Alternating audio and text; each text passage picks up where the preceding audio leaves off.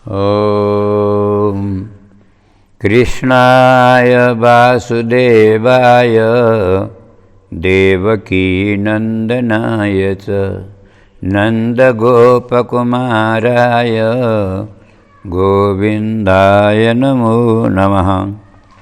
श्रीमदंससमारम्भां सनकादिकमध्यमाम् अस्मदाचार्यपर्यन्तां वन्दे गुरुपरम्पराम्। आदरणीय भक्त सज्जन वृंद, जय श्री राधे, जय श्री कृष्ण। आउनुहोस् आजको भागवतीय दिव्य सत्संग कार्यक्रमलाई हामी प्रारम्भ गरौँ। पूर्व प्रसङ्गमा हामीले वृत्रासुरको उत्पत्तिको प्रसङ्ग श्रवण गर्दै थियौँ र यस प्रसङ्गमा हामीले एउटा कुरा, मान्छे निष्काम छ, स्वार्थ छैन, कपट छैन, मात्सर्य छैन र विषय वासना छैन, शुद्ध भक्ति र शुद्ध श्रद्धा भगवानका प्रति समर्पित भाव छ भने उसले मन्त्र शुद्ध पढ्न पनि पर्दैन। उसले उल्टा पुल्टा जाने नजाने जस्तो गरे पनि, जस्तै उदाहरणको लागि भनौँ, सानो बच्चाले तोतली बोलीमा उसले शुद्ध भाषा बोल्नु पर्दैन, जस्तो बोले पनि मातापिताहरूले बुझ्छन् र रमाइलो मान्छन्, राम्रो मान्छन्।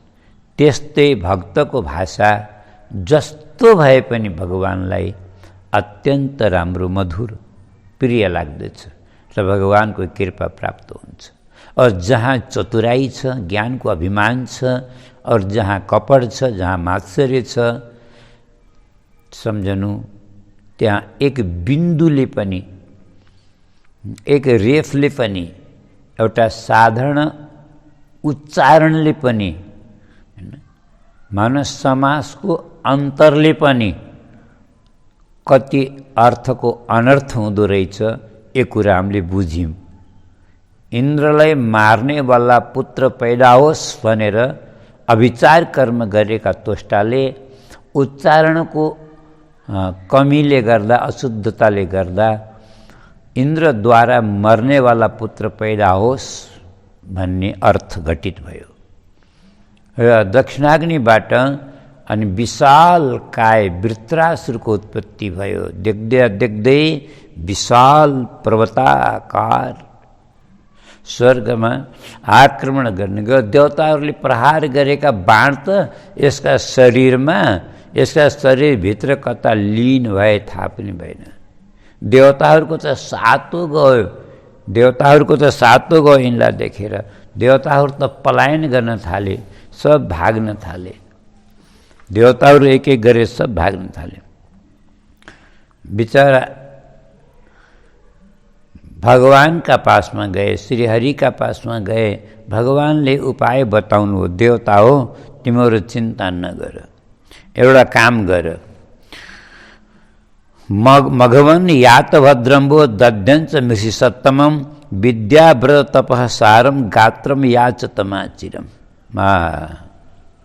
दधीची ऋषिका पासमा तिमीहरू जाओ भन्नुहुन्छ भगवान। दधीची ऋषिको अब कथा छुट्टै छ। उहाँका अस्थिको याचना गर र त्यो विश्वकर्माद्वारा वज्र बनाएर अनि वृत्तासुरको वध हुन्छ भनेर भगवानले उपाय बताइदिनु हो।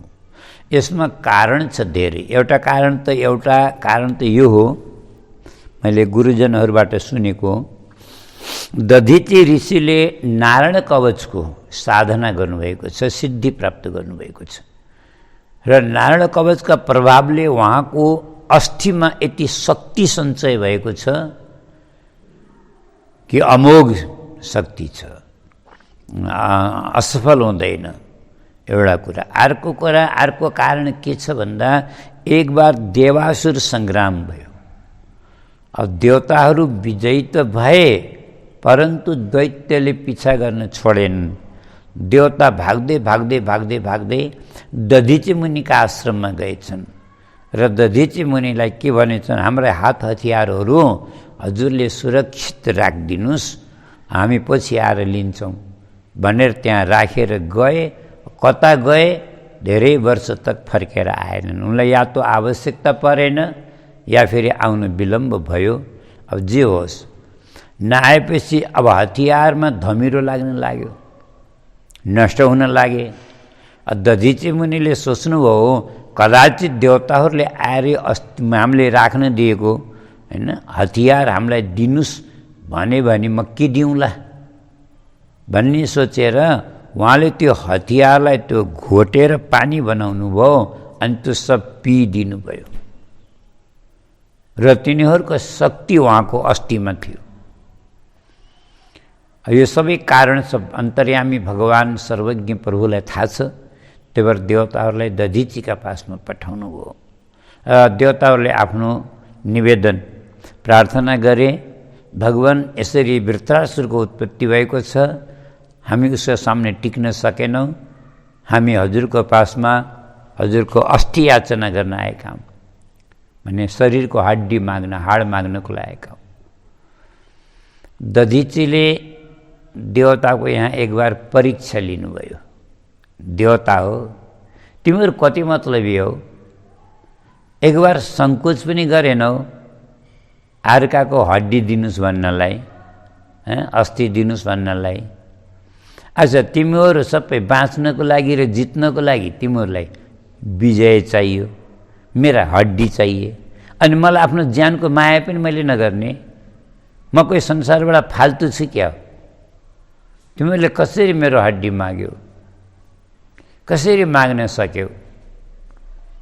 तब इन्द्र के भन्छन्, बिल्कुल सत्य वचन भगवान, सत्य कुरा हो। हामी मात्रै होइन, यो पुरा दुनियाँ स्वार्थी छ। न स्वार्थ परो लोको न वेद पर संकटम, यदि वेद नया चेत नेति नाह यदि ईश्वर। भगवान, यो सारा संसार स्वार्थी मतलबी छ, दुनियाँ मतलबी छ। न स्वार्थ परो लोको न वेद पर संकटम। आफ्नो पीडा त सबलाई थाहा छ, परन्तु अर्काको पीडा कसैलाई थाहा छैन, चासो छैन, मतलब छैन। मान्छे यति मतलबी छ कि अर्काको पीडा, अर्काको उपकार त गर्ने सोच्दा पनि सोच्दैन। र कदाचित सोच्न सक्थ्यो भने यदि वेद त नयाँ चेत। जस्तै उदाहरणलाई भनौँ न, हामीले हजुरका अस्थि माग्दा हजुरलाई अस्थि दिन कति पीडा होला, कति कष्ट होला आफ्नो ज्यान दिनलाई, अगर यो हामीले बुझ्न सक्थ्यौँ भने हजुरसित हात जोडेर हजुरका अस्थि हामी माग्ने नै थिएनौँ, कसैले पनि माग्ने थिएन। यदि वेद नयाँ चेत। अब अर्को मान्छे पनि, सामनेवाला पनि, अब कसैले हात पसारिया छ त बिना कारण त पसारिया होइन, बिना मजबुरी त कसैले पनि हात पसार्दैन। अझ अर्काको अगाडि हात पसार्नु, गिडगिडाउनु, हैन, हात जोड्नु, रुनु कि कसैलाई रहर छ र? आवश्यकता नभए कसले गर्छ? खाँचो नभए कसले गर्छ? ऊ पनि त केही न केही पीडाले पीडित भएर हात पसारिया होला नि, होइन र? कदाचित यो यदि मान्छेले बुझ्थे भने मान्छेले आफूमा सामर्थ्य भइकन पनि अर्कालाई दिन्न भन्न सक्दा हुन् त, भनौँ त। मान्छेको पासमा पर्याप्त सम्पत्ति छ, अथाह सम्पत्ति छ, भगवानले दिनुभएको छ, पूर्वजन्मको कमाइ छ, प्रारब्ध छ। तर कोही गरिबले हजुर 2-4 पैसाको सहयोग गर्नुहोस् न भनेर हात जोड्न आउँदाखेरि कति घमण्ड देखाउँछन्। काम गरेर खान सक्दैनौ, माग्न आउँछ, लाल लाग्दैन माग्न? भाषण, घन्टौँ भाषण सुनाउँछन्, हप्काउँछन्, धप्काउँछन्, धपाउँछन्। अब त्यो गरिबको मजबुरी, त्यो गरिबको पीडा यदि मान्छेले बुझ्थे कदाचित भने, यदि कठोर दिल भएर त्यसरी धपाउन सक्दा हुन्, तर कसैले बुझ्दैन। न दिनेले बुझ्छ न लिनेले बुझ्छ। यो संसार यस्तै हो, स्वार्थी। इन्द्रले जब यो के भनेका थिए, दधिचित्त मुस्कुराएर भन्नु, देवता हो, म त तिमीहरूको परीक्षा गरेको। धन्यो हम साष्टी मे धन्यम। आज त म आफूलाई धन्य सम्झिएको छु, देवता हो। म मात्रै होइन, मेरा यिनी अस्थि पनि, मेरा शरीरका हाड पनि मैले धन्य मानेको छु। धन्य रहेछन् जो आज तिमीहरूको प्राण बचाउनलाई काम आउँदैछन्। यदि यो शरीर, यो नश्वर नाशवान शरीर यदि कसैको प्राण बचाउनलाई काम आउँछ भने त्योभन्दा उत्तम लाभ अरू के होला शरीरको? चिन्ता नगर, म त अस्ति दिन तयार छु, अरू सहर्ष दिन तयार छु, खुसी खुसी साथ दिन तयार छु। यति भनेर दधिचीले योगासन, योगमा यो समाधि लगाउनु भयो, योगद्वारा प्राण त्याग दिनुभयो है। त्यस्तो तर त्यहाँ हामी नैमिषारण्यमा गयौँ यात्रा गर्न। त्यहाँका पण्डाहरू, त्यहाँ यो हामीले भागवत पढ्दा गुरुजी पनि सुनाउनुहुन्थ्यो, त्यो कतै कतै यस्तो पनि भन्दा रहेछ, शरीरमा नुन लगाएर गाईलाई चटाएर त्यसरी छाला खोल्साएर हड्डी लिएर देवताहरूले गयो। अझ ठिकै छ, होला यो कतै प्रमाण लेख्या होला, किनकि अब शास्त्रको सबै कुरा, यसको तात्पर्य, यसको मर्म बुझ्न हामी सबै सक्दैनौँ। यो हामीले चाहिँ यही बुझ्छौँ, उहाँ ठुलो योगी महात्मा हुनुहुन्थ्यो, योग बलले शरीर त्याग दिनुभयो। अनि उहाँका अस्थि विश्वकर्माले अस्थिद्वारा वज्र बनाएर इन्द्रलाई प्रदान गरे। तब तो इन्द्र तो वज्र लिएर वृत्रासुरसँग युद्ध गर्न गए और युद्ध घमासान भयो। घमासान युद्ध भयो। वृत्रासुरको ताकत माने बल अथाह, पर्वताकार शरीर छ, यति विशाल रूप छ कि एक बार त उनले गरेर इन्द्रलाई ऐरावत हात्ती सहित निले पेटमा। कल्पना गर हामीले कति ठुलो शरीर होला। ऐरावत हात्ती सहित इन्द्रलाई पेटमा लए निले। तर धन्य यो नारायण कवचको प्रभाव थियो, जसले गर्दा इन्द्र मरेनन्, इन्द्रलाई केही चोट लागेन। अनि पेट फाडेर बाहिर आए। वज्रको प्रयोग गरे, इन्द्र वृत्रासुरका दुईटै भुजा काटिए। वज्र ताकेका थिए मार्नको लागि। वृत्रासुरले भने, इन्द्र एकछिन पर्ख, मारौला। मलाई थाहा छ तिमी भगवानको कृपा आशीर्वादले तिमीहरू दधिची मुनिका अस्थिको वज्र बनाएर मलाई मार्न आएका छौ। मलाई तिमीले जितौला, मारौला, यो म मान्छु। तर पनि इन्द्र, तिमी भन्दा त म कता कता भाग्यशाली छु जस्तो लाग्छ। किन भन? किनकि मेरा त दुईटै हातमा लड्डु छन्। अब जितेको भए पनि स्वर्गमा राज गर्ने थिएँ, तिमीलाई हटाउने थिएँ। अनि मरे पनि म त सिधै भगवानको धाममा जान्छु। अब तिमी भगवानको धाममा जान सक्दैनौ। किन? किनकि तिमीले बहुत ठुलो अपराध गरेका छौ, गुरुको हत्या गरेका छौ, ब्रह्म हत्या। तिमीलाई ब्रह्म हत्या लागेको छ।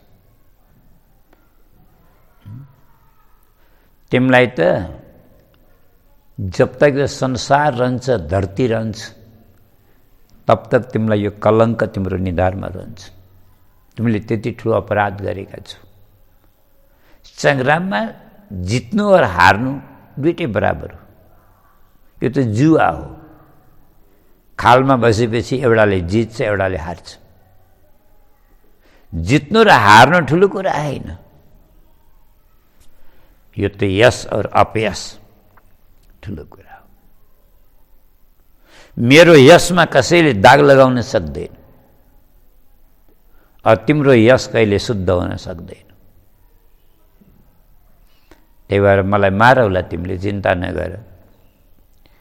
म पनि मर्नुभन्दा पहिला बस एक बार तिमीसँग 1 मिनटको समय माग्छु र प्रभुको स्मरण गरेर म तिम्रो वज्रद्वारा मर्न चाहन्छु। मलाई 1 मिनटको समय दान। म तिमीसँग प्राणदान मागेको छैन। म प्राणको भिक्षा माग्न आएको होइन तिमीसँग। म तिमीसँग समयको दान मागेको छु। त वृत्रासुरले आज भगवानको यो अन्तिम बेला, मर्ने बेलामा, प्राण त्याग्ने बेलामा 4वटा श्लोकमा स्तुति गरे। यो अद्भुत स्तुति, दिव्य स्तुति। यसलाई सन्त महात्माहरू, विद्वान गुरुजनहरूले वृत्रासुरको चतुश्लोकी भागवत भन्छन् यसलाई। जस्तै हामीले दोस्रो स्कन्दमा भगवान श्रीहरिले ब्रह्माजीलाई जो चतुश्लोकी भागवत सुनाउनु भएको थियो, त्यस्तै यी 4वटा श्लोकमा पनि सम्पूर्ण भागवतको निचोड छ, सार छ, मर्म छ। यी 4वटा श्लोक अत्यन्त सुन्दर छ, जसमा आउनुहोस् हामीले पनि चर्चा गरौँ।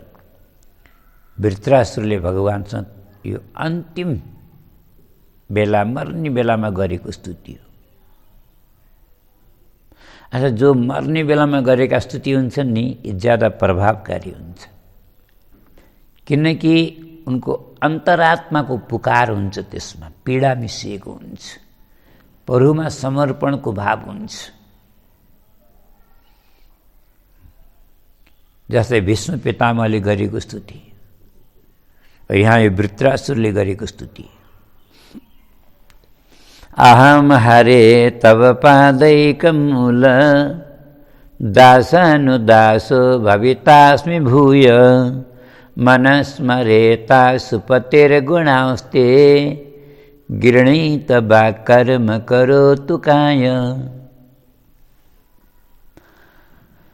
हे प्रभु, म हजुरका श्री चरणको भक्त बन्ने लायक छैन, मलाई थाहा छ, किनकि म असुर, म तामसिक प्रकृतिको, म राक्षसी प्रकृतिको एउटा म अधम जीव। म हजुरको भक्ति गर्ने लायक पनि छैन। त्यही भएर म हजुरका चरणको भक्ति माग्ने मेरो साहस पनि छैन। म त माग्न सक्दिनँ। तर एउटा बिन्ती छ, कदाचित हजुरले मलाई कृपा गर्न, अनुग्रह गर्न चाहनुहुन्छ भने बस यति गरिदिनुहोस्, हजुरका चरण कमलका अनुरक्त भक्तहरूका अथवा दासहरूका दासको दास बनाइदिनुहोस्। दासानुदास भवितास्मि भूय। चैतन्य महाप्रभुको श्लोक याद आउँछ, गोपी भर्तु पद कमलयोर दास दासानुदास। दासका दासको दास बनाइदिनुहोस्।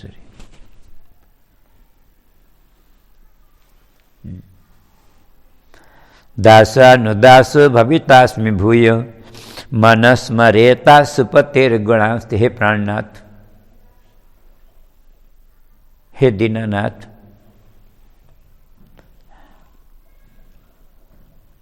मेरो मनले दिन रात हजुरका चरणको स्मरण गरोस्। गृणीत वा कर्म करोतु काय। मेरो वाणीले निरन्तर हजुरको गुणानुवाद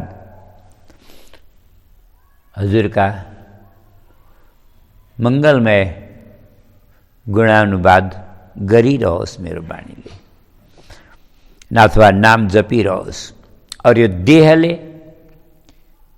चाहे जतिसुकै जन्म लिन परोस्, हर जन्ममा मेरो देहले प्रभु हजुरको सेवा गरोस्। करोतु काय। अब दोस्रो श्लोकमा के भन्छन् वृत्रासुर, अझै मिठो। ननक पृष्ठम, म सत्य भन्छु भगवान,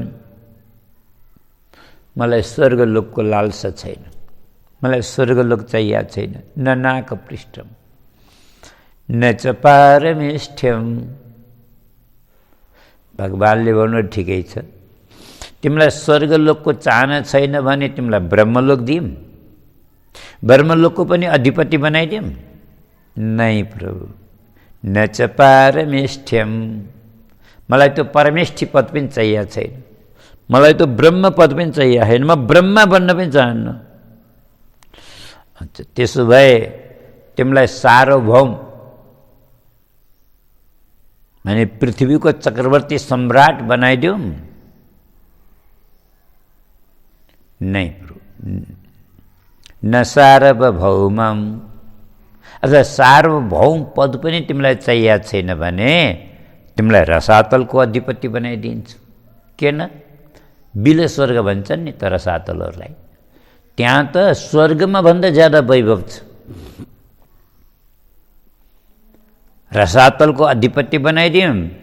नै प्रभु, क्षमा गर्नुहोला, न रसाधिपत्यम, मलाई रसातलको अधिपति पनि नबनाइदिनुहोस्। भगवानले भन्नु, त्यसो भए के गरौँ त, म रिद्धि सिद्धिहरू दिउँ, रिद्धि सिद्धिको स्वामी बनाइदिउँ तिमीलाई? नै प्रभु, क्षमा गर्नुहोस्, न योग सिद्धि, न योग सिद्धि, माने मलाई योग रिद्धि सिद्धि केही चाहिँदैन। भगवानले भन्नु, त्यसो भए त मेरो पासमा दिने कुरै केही छैन, अन्तिम पुरुषार्थ छ मोक्ष।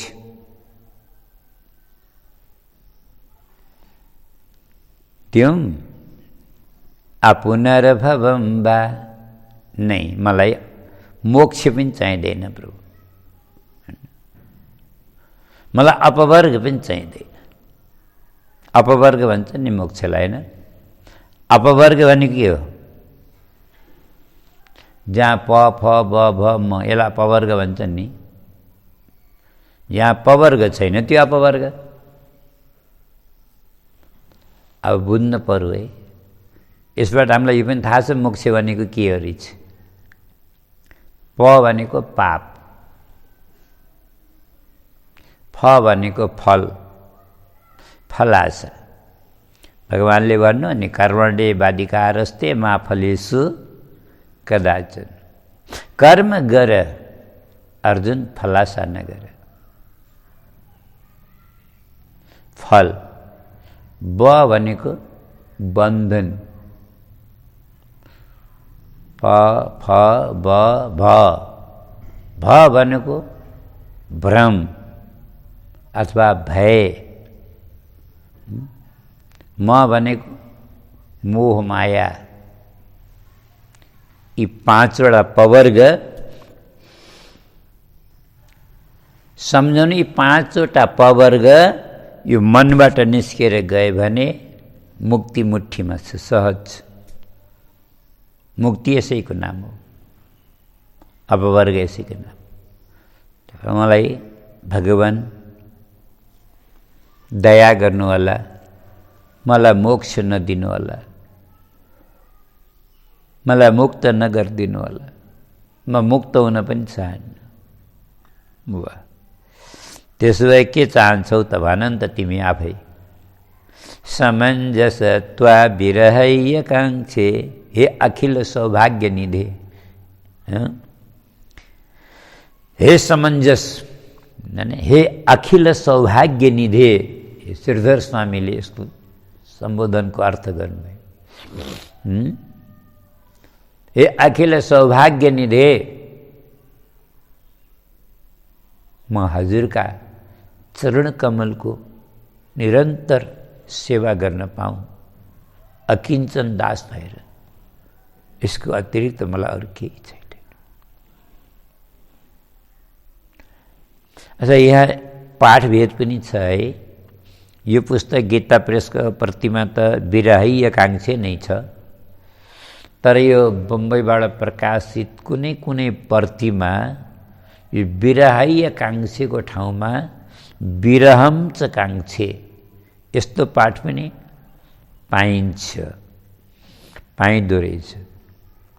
त यसको अर्थ अलिकता परिवर्तन हुन्छ। विरहम च कांक्षे र विरही कांक्षेमा अलिकता अर्थ परिवर्तन हुन्छ। विरही कांक्षे जो यहाँ छ यसको त यही अर्थ भयो, हजुरको श्री चरण कमलको भक्तिलाई छोडेर, म अनुरागलाई छोडेर, अनुरागात्मिका प्रेम लक्षण भक्तिलाई छोडेर म मुक्ति पनि चाहँदैन, यो अर्थ भयो। पर जहाँ विरहम च कांक्षे यस्तो पाठ छ त्यहाँ म हजुरका चरण कमलको म विरह चाहन्छु, अखण्ड विरह चाहन्छु। दर्शन चाहन्छु भन्दैनन्, बरु मलाई दर्शन नदिनुहोस्, पर हजुरको विरहमा मलाई जिन्दगीभर तडफिरहन पाऊँ, व्याकुल भएर तडफेर हजुरको इन्तजार गरौँ, प्रतीक्षा गरिरहँ। कस्तो भाव हो वृत्रासुरको है। अनि तेस्रो श्लोकमा उदाहरण दिन्छन् कसरी तडफने है। तडफने त एउटा ऊ हुन्छ नि त, कसरी? जस्तै अजात पक्ष इव मातरम खगा। चराको गुणमा चराले के गर्छ? पहिला फुल पार्छ, अनि फुल फुटालेर चल्ला पार्छ, अनि ती साना साना चल्लालाई उसले पालन पोषण गर्छ। जो गुणमा चरालाई चल्लालाई छोडेर आफू चारा लिन गाउँमा जान्छ, त्यो चरा गाउँमा गएका हुन्छन्। त्यो चरा गाउँबाट आउने बेलामा ती चल्लाहरू कति आइतिर आफ्नी आमाको प्रतीक्षा गरेका हुन्छन्। बिचरा ती साना चल्ला मुख बाएर ची ची ची ची ची गरेर व्याकुल भएर प्रतीक्षा गरेका हुन्छन्। हामीलाई पनि त्यस्तै विकलता, व्याकुलता, त्यस्तै व्याकुल भएर हजुरको प्रतीक्षामा गरिरहन पाऊँ, हजुरको त्यस्तै याद आइरहोस्। यो दृष्टान्त दिए वृत्तासुरले, तर चित्त बुझेन। किन? बिचरा पक्षी हुन्। जति व्याकुलताले प्रतीक्षा गर्छन् नि, ती माउ आएर मुखा चारा हालिदिएपछि अनि बिर्सन्छन्, खेल्न लाग्छन्। कि त्यस्तो प्रेम त नहोस्। दोस्रो उदाहरण, स्तन्यम यथा वत्स तरा क्षुधार्ता। लैनो गाई जो हामी जङ्गलमा चराउन लैजान्छौँ, त्यो घरमा बाछी आफ्नी आमाको प्रतीक्षामा कसरी व्याकुल हुन्छन् भने जान सक्दैनन् पछि। अनि घरको करसुलामा अगाडि पछाडि बाँ बाँ बाँ गर्दै अगाडि पछाडि दौडिरहेका हुन्छन्। अरू बार बार वनतिर हेर्छन्, यसरी बाँ बाँ गर्दै हेर्छन्। त आफ्नी आमाको प्रतीक्षामा कति व्याकुल हुन्छ। प्रभु, त्यही व्याकुलता मलाई पनि हजुरले दिनुहोस्। हजुरको प्रतीक्षामा म पनि त्यस्तै व्याकुल भएर बसौँ। कास्तो समय कहिले आउला। तर पछि फेरि यो पनि चित्त बुझेन। किन? त्यो पक्षी हो त यो पशु हो, धेरै फरक हुँदैन। जति व्याकुलताले प्रतीक्षा गर्छन् ती बाछीले, अनि आमा आएर दुध चुसेपछि अनि त्यो व्याकुलता रहन्छ त तिनमा? रहँदैन, बिर्सन्छन्। त्यस्तो बिर्सनी खालको प्रेम नहोस्। त्यसो भए कस्तो त? तेस्रो दृष्टान्त, प्रियम प्रियेव विषितम विषण्ण। कोही पतिव्रता नारी को पति परदेश गएको छ। अनि त्यो पतिव्रता नारीले आफ्ना पतिको ध्यान दिनु होला, कति व्याकुल भएर प्रतीक्षा गर्छन् है, कति व्याकुल भएर प्रतीक्षा गर्छन्। दिनदिनै औँला भाँचेर बस्छन्। आज यति वर्ष, यति महिना, यति दिन, यति घन्टा बिते, अब मेरो पतिलाई आउनलाई यति समय बाँकी छ। 24 घन्टा पतिको सम्झना गर्छन्। दिन महिना हैन, बार तिथि घन्टा सब मिनट गनेर बसेका हुन्छन्, निरन्तर निरन्तर। यो दृष्टान्तबाट केही चित्त बुझ्यो। किन मनुष्य भएको कारणले तिनीहरूका पति आएपछि पनि त्यो पत्नीलाई यो डर हुन्छ कि कदाचित दोबारा फेरि छोडेर जान्छन् कि। त्यही भएर उनको अनुरागमा कमी आउँदैन। प्रियं प्रियेव विषितं विसृण्य मनोरविन्दाक्ष दिदृक्षते त्वां। हे अरविन्दाक्ष कमल नयन, मेरो अन्तर्यामी प्रभु, हजुर मेरो स्वामी, मेरो मन निरन्तर हजुरका चरण कमलमा रमिरहोस्। यहाँ आँखाले दर्शन त आँखाले हुन्छ नि हैन, त वृत्रासुरको स्तुति बडा विलक्षण छ, अलि छुट्टै खालको छ। प्राय भक्तहरूले मेरो आँखाले हजुरको दर्शन गर्न पाउन् भनेर भन्छन् नि हैन, सबै भक्तले। तर यसले आँखाले हजुरको दर्शन गर्न पाइरहोस् भनेनन्। मनोरविन्दाक्ष दिदृक्षते त्वां, मनले दर्शन गरिरहोस् अरे। मनले पनि दर्शन हुन्छ अरे, यही त बुझ्ने कुरा हो। यो मन, बस मनै हो सब कुछ। मन भगवानमा लाग्नु नै जीवनको सर्वोत्तम लाभ हो। भले भक्तवत्सल भगवान को